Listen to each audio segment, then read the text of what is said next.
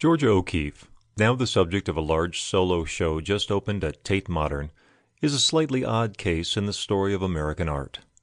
She became famous very early, thanks to the efforts of her patron, lover, and eventual husband, Alfred Stieglitz, who, in addition to being a leading modern movement photographer, was a very active promoter of cutting-edge modernism in the United States. Having been a leading figure in the New York art world, she eventually withdrew from that to become the central presence in a new kind of regionalism, focused not on activity in the Midwest, but on New Mexico, and in particular on the art scene that grew up in and around Santa Fe. There is a museum dedicated to her work in downtown Santa Fe, plus a separate research center, and visitors can also make tours to her house and studio in nearby Abiquiu. No American woman artist enjoys or has enjoyed such a degree of either posthumous or present celebrity.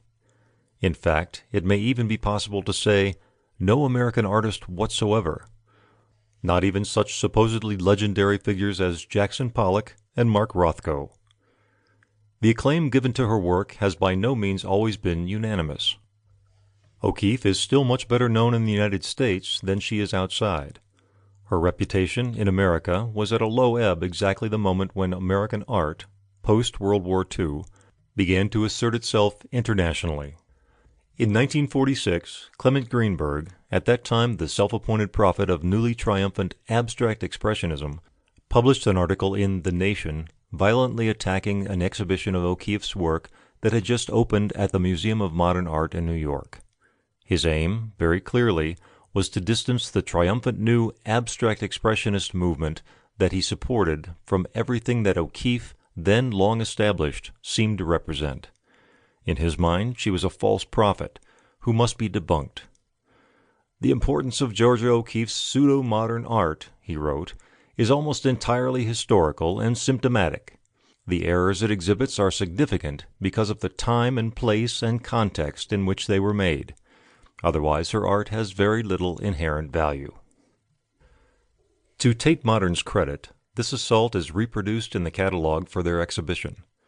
The catalog is also careful to point out that the sexualized Freudian interpretations of her work, pioneered by Stieglitz, and the equally sexualized versions later on put forward by leading American feminists in the 1970s and 1980s, were specifically rejected by O'Keeffe herself. It is amusing to compare the abstract composition Gray Lines with Black, Blue, and Yellow, which dates from circa 1923, and which is included in the Tate Show, with Judy Chicago's paraphrase of it in the place setting dedicated to O'Keeffe in her installation The Dinner Party. There, the forms O'Keeffe used are reinterpreted as a dinner plate that morphs into a vagina. The borrowing is obvious. So, too, is the spin Chicago puts on it. O'Keeffe, however, would have none of it, and rejected this interpretation in so many words. To today's spectator, e.g. myself, the painting in question now seems like a prime example of something not entirely uncommon in the art of all epochs, of a truth being unconsciously told. Looking at the exhibition as a whole, it offers a fascinating and not entirely expected narrative.